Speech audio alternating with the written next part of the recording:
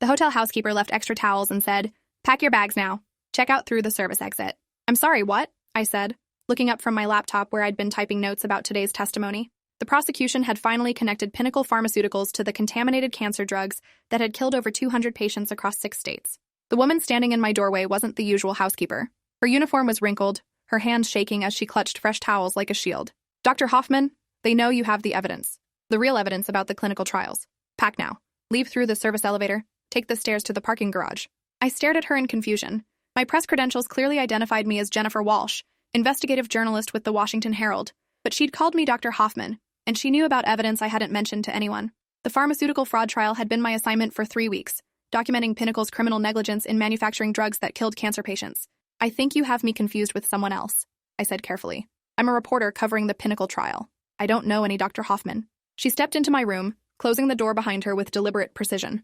Her name tag read Maria Santos, but something about her movements suggested law enforcement training rather than housekeeping experience. "Dr. Lisa Hoffman disappeared 3 days ago after she contacted your newspaper about falsified clinical data. She was supposed to meet with you tonight to hand over files that prove Pinnacle knew their drugs were killing patients." My stomach dropped as the implications became clear. I'd been expecting a source to contact me about the Pinnacle case, someone with inside information about the pharmaceutical company's criminal operations. But no Dr. Hoffman had reached out, and I'd assumed my editor had been wrong about the tip. "If Dr. Hoffman disappeared, why are you telling me this?" I asked, though I was already starting to understand the horrifying reality of my situation. "Because they think you're her. Hotel records show Dr. Lisa Hoffman checked into room 12473 3 nights ago under a false name. Your room. They've been watching the hotel, waiting for the right moment to eliminate the threat to their operations." Her hands were shaking as she set the towels on the bed, but her eyes were sharp, alert, constantly checking the hallway through the door's peephole. I looked around my hotel room with new eyes. The luxury suite that had seemed like an upgrade from my newspaper's usual budget accommodations now felt like a trap designed to contain someone until they could be eliminated. Someone had deliberately put me in Dr. Hoffman's room, either by mistake or as part of a more complex plan. "Who is they?" I asked, but I was already closing my laptop and reaching for my suitcase with trembling hands. "Pinnacle Security, FBI agents on their payroll, local police who take their money, federal prosecutors who've been bought off with campaign contributions. The corruption goes deeper than you can imagine, reaches higher than you'd believe." She handed me a keycard that wasn't mine, marked with codes I didn't recognize. "Service elevator, parking level B2. There's a car waiting, black sedan with plates starting JKL. The driver will take you somewhere safe." My journalistic instincts screamed that this was either an elaborate hoax or the story of my career. But her fear was genuine, and the pharmaceutical industry had killed people before to protect their profits. I'd covered enough corporate crime to know that billion-dollar companies didn't hesitate to eliminate threats to their operations, especially when those threats involved evidence of mass murder. "What's your name? Your real name?" I asked as I packed my equipment with shaking hands. "Carmen Valdez. I work for the FBI, but not the parts that Pinnacle has bought and paid for. There are still some of us trying to do the right thing, though we're outnumbered by agents who've decided that pharmaceutical money is more attractive than federal salaries." She watched the hallway through the peephole while I stuffed clothes and documents into my bag. The weight of what she was telling me settled over me like a lead blanket. How many people know about this conspiracy? Too few, and most of them are dead. Dr. Hoffman worked for the FDA, approving new medications for public use. 3 months ago, she discovered that Pinnacle had submitted completely falsified clinical trial data to get approval for their new cancer treatment. Carmen's voice was grim, professional, the tone of someone who'd seen too much corruption to be shocked by anything. I zipped my bag closed, my mind racing with questions and implications. How bad is the drug? What kind of harm are we talking about? The drug wasn't just ineffective, it was actively harmful, causing organ failure in patients who were already weakened by chemotherapy, accelerating death in people who might have had months or years left to live. She pulled out her FBI credentials, genuine federal identification that made this nightmare suddenly real. Pinnacle knew this from their real clinical data, but they buried those results and submitted fake studies showing the drug was safe and effective. The service elevator was hidden behind a door marked "Staff Only" that opened with Carmen's keycard. As we descended to the parking level, she explained the scope of the conspiracy I'd stumbled into, painting a picture of systematic corruption that made my previous corporate crime stories seem trivial by comparison. Pinnacle has been bribing FDA officials for at least 5 years, getting approval for drugs that should never have reached the market. The cancer drug case is just the most visible example because the deaths were so obvious and so numerous. We've identified at least 12 other medications that were approved based on falsified data, causing thousands of additional deaths. The parking garage was dimly lit and mostly empty, filled with the kind of shadows that made every corner seem threatening. The black sedan was waiting exactly where she'd said it would be, engine running, driver visible behind tinted glass that suggested serious security concerns. "The driver is Deputy Director Thomas Kane," Carmen explained as we approached the vehicle. "He's been coordinating the investigation from outside normal FBI channels because we don't know how many federal agents are compromised by Pinnacle money." Kane rolled down his window, revealing a man in his 50s with graying hair and tired eyes that suggested he'd seen too much corruption in his career. His federal credentials were prominently displayed, and he carried himself with the authority of someone accustomed to command. "Ms. Walsh, we need to get you to a secure location immediately," Kane said as I climbed into the back seat. "Dr. Hoffman's life is in danger, and they believe you have the evidence she was planning to provide to your newspaper?" I settled into the leather seat, my mind processing the nightmare I'd been dragged into. "If Dr. Hoffman disappeared 3 days ago, how do you know she's still alive?" "Because they haven't found what they're looking for yet," Kane replied as he pulled out of the garage into city traffic that looked normal, peaceful, completely unaware of the federal conspiracy unfolding around them. The evidence that could bring down the entire network. Financial records showing bribes to federal officials, clinical data proving deliberate fraud, communications between Pinnacle executives and corrupt agents. Carmen turned around from the front seat, her expression grave. "The problem is that Dr. Hoffman's evidence disappeared when she went into hiding. Everything that could prove deliberate fraud and mass murder is missing, and without it, Pinnacle will claim the contamination was an accident." As we drove through the city, I reviewed what I knew about the Pinnacle case from 3 weeks of covering the trial. The contaminated cancer drugs had killed over 200 patients in 6 states, but the company was maintaining that it was a manufacturing accident, not deliberate fraud. If Dr. Hoffman had evidence of intentional falsification, it would transform the case from corporate negligence to mass murder. "Where exactly are we going?" I asked, watching other cars for signs that we were being followed. "FBI safe house outside the city," Kane replied, checking his mirrors constantly. "Somewhere Pinnacle's people can't reach us while we figure out how to proceed without Dr. Hoffman's evidence." But as we drove, I noticed we were being followed by 2 black SUVs maintaining consistent distance behind us, changing lanes when we changed lanes, displaying the kind of professional surveillance patterns that suggested serious resources and federal training. "We've got company," I said, pointing out the rear window at the vehicles that were obviously tracking our movement. Kane checked his mirrors and cursed under his breath. "They found us faster than expected. Hold on. This is going to get interesting." The next 15 minutes were a high-speed chase through city streets as Kane tried to lose our pursuers using evasive driving techniques that suggested military or law enforcement training. But the SUVs were professionally driven, coordinated through radio communication, and equipped with technology that made escape nearly impossible. "Safe house is compromised," Kane said into his radio while steering through traffic at dangerous speeds. "Need alternate location immediately." Pinnacle's people are more organized than we anticipated. Carmen was coordinating with other agents through encrypted communication while I watched the chase unfold around us, realizing that this wasn't random corporate security, but a coordinated federal operation with military precision and unlimited resources. We lost the SUVs by driving through a construction zone and taking service roads that weren't on GPS systems, but Kane's radio was crackling with reports of other federal agents being attacked, safe houses being raided, and witnesses being eliminated across the city. "It's worse than we thought," Carmen said after finishing her communications with field agents. "Pinnacle isn't just bribing individual officials, they've compromised entire federal agencies. The FDA, major portions of the FBI, even federal prosecutors and judges." Kane drove us to an abandoned warehouse in the industrial district, a location that wasn't on any official federal property list or surveillance grid. Inside, the building had been converted into a makeshift command center with communication equipment, surveillance monitors, and other technology that suggested serious federal operations. "Ms. Walsh, you need to understand what you've walked into," Kane said as we settled into the facility surrounded by maps, photographs, and documents that painted a picture of systematic corruption. "This isn't just about one pharmaceutical company committing fraud. This is about the complete breakdown of federal agencies that are supposed to protect public health." He showed me files documenting years of criminal activity that made my head spin with the scope and audacity of the conspiracy. Pharmaceutical companies bribing federal officials at every level, falsifying clinical data on a massive scale, suppressing evidence of dangerous side effects, and systematically eliminating anyone who threatened to expose their operations. Dr. Hoffman was the 4th FDA scientist to die under suspicious circumstances in the past 2 years, Carmen added, spreading photographs of the victims across the table. But she was also the smartest, and she prepared for this by hiding evidence in locations that even we don't know about. My phone buzzed with a text message from an unknown number. "We know where you are. Return Dr. Hoffman's evidence or face the same consequences she received. You have 6 hours to comply." Kane and Carmen exchanged glances that suggested this wasn't unexpected, but their reactions seemed too rehearsed, too prepared. "How did they get my number?" I asked, though I was starting to suspect the answer wouldn't be what I wanted to hear. "The same way they knew you were staying in Dr. Hoffman's hotel room," Carmen replied, but I noticed she was typing on her phone while she spoke. "Someone with access to federal databases has been feeding information to Pinnacle's security team." But as she spoke, I noticed something that made my blood freeze. Carmen's radio was broadcasting our location and conversation in real time, and Kane was making notes about our discussion that looked more like intelligence reports than federal law enforcement documentation. "You're working for them," I said, backing toward what I hoped was an exit. "Both of you. This whole thing is an elaborate setup to locate Dr. Hoffman's evidence." Kane pulled out a weapon and aimed it at me with practiced precision. "Very observant, Ms. Walsh. Yes, we work for Pinnacle Pharmaceuticals through a network of contractors and compromised federal agents. And yes, this has been an elaborate operation to locate Dr. Hoffman's evidence before it can be used against our employers."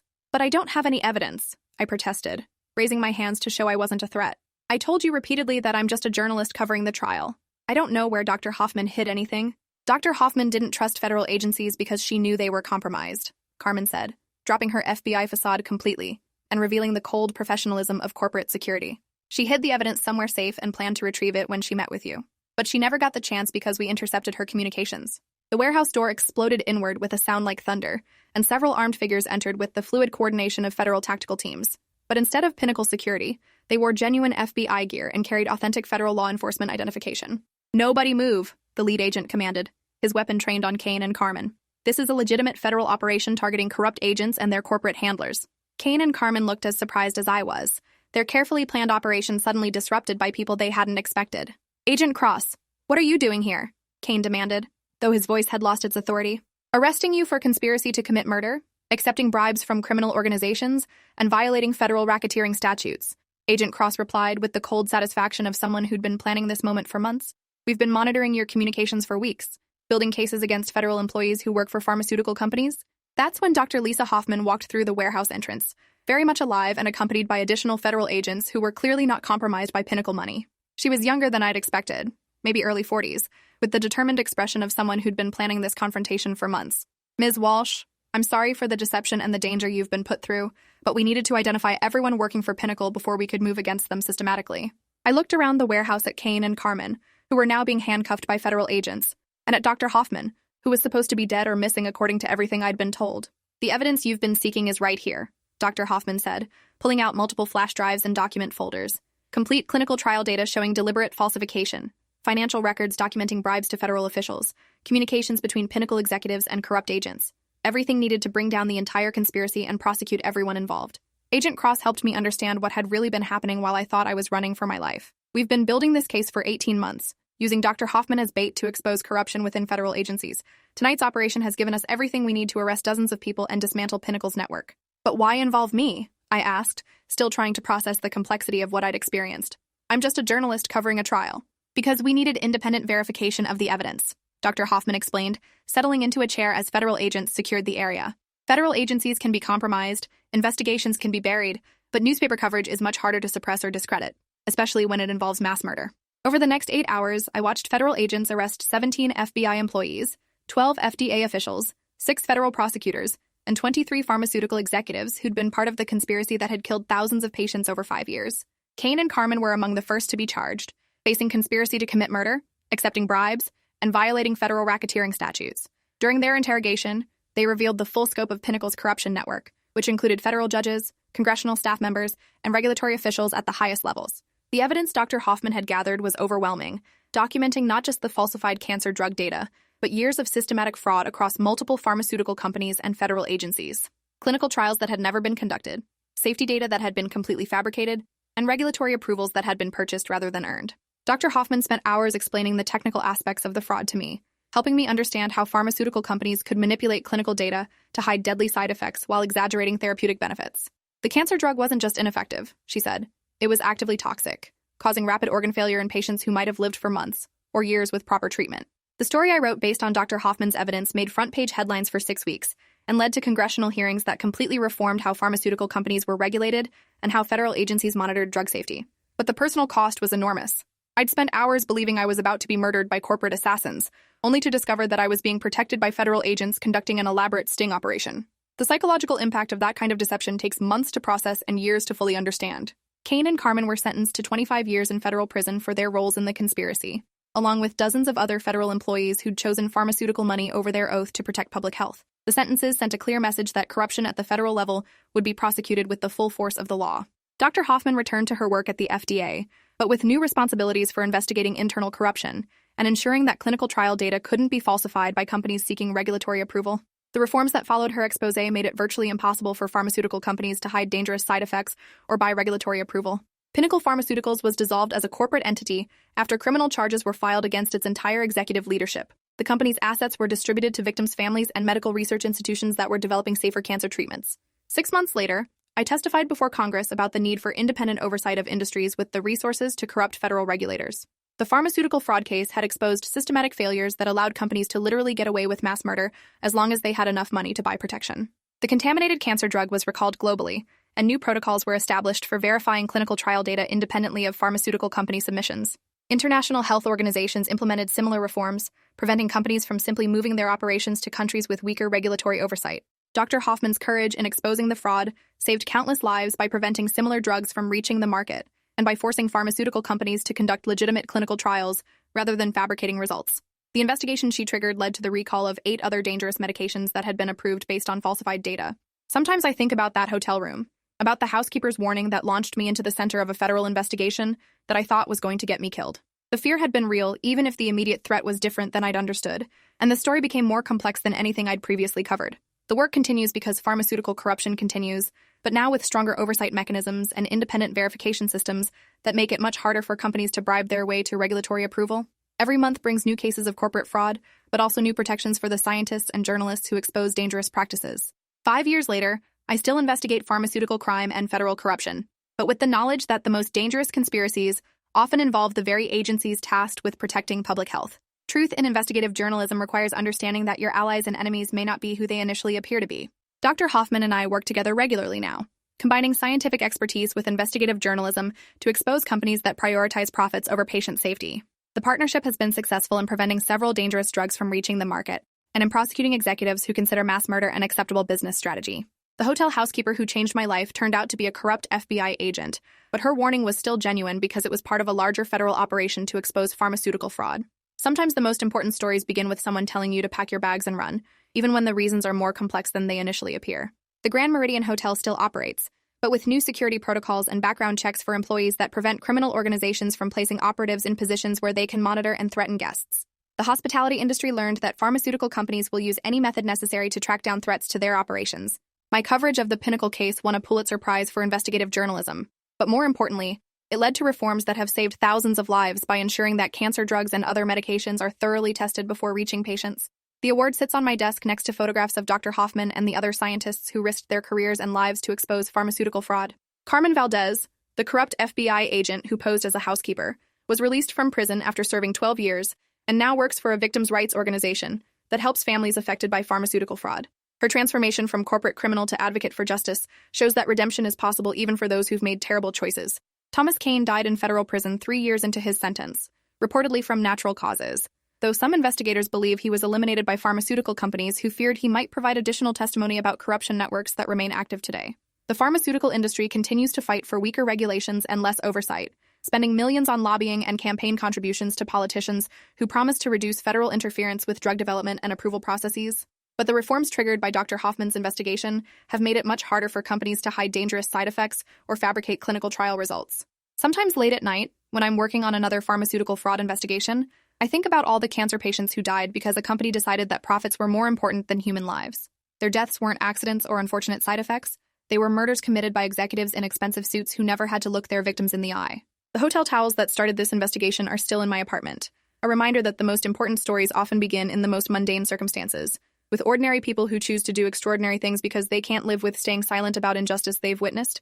Dr. Hoffman keeps a photo on her desk of the 200 cancer patients who died from Pinnacle's contaminated drugs, a daily reminder of why her work matters, and why the fight against pharmaceutical corruption must continue despite the personal costs and professional dangers involved in challenging billion-dollar criminal enterprises.